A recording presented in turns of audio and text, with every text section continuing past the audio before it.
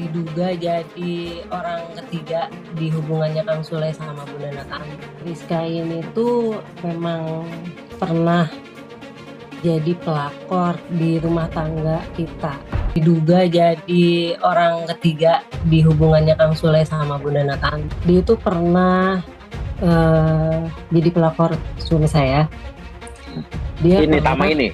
ya, dia itu memang pelakor ya. Karena waktu itu dia udah pernah jalan sama suami saya dari tahun 2020. 2020 sama tahun 2022. Terus sampai nikah siri. Sosok ini bongkar masa lalu Rizka Rose, jadi selingkuhan suami orang.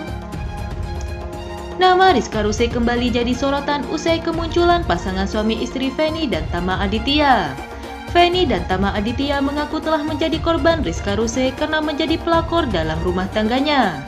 Berbagai aib Rizka Rose akhirnya dibongkar oleh Feni dan Tama Aditya saat mengisi podcast milik Uya Kuya.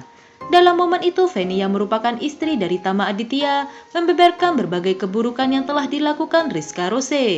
Feni mengaku mengetahui perselingkuhan suaminya karena kedatangan orang tua Rizka Rose ke rumahnya. Menurut Feni, orang tua Rizka Rose mencari keberadaan anaknya lantaran keluar dari rumah tanpa izin. Ada orang tuanya si Rizka datang ke rumah saya untuk cari anaknya karena Rizka kabur dari rumah, ujar Feni. Orang tuanya bilang Rizka merasa terusir dari rumah karena bilang jujur tentang pernikahannya dengan Tama Aditya yang merupakan suami orang lain. Feni menyebut kalau orang tuanya tidak setuju dengan perilaku Rizka karena sudah menikah dengan orang yang memiliki istri.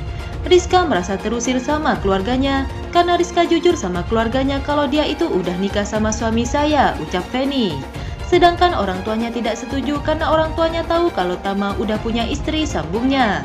Dengan tindakan Rizka tersebut, orang tuanya sangat marah karena menikah tanpa menggunakan wali yang sah.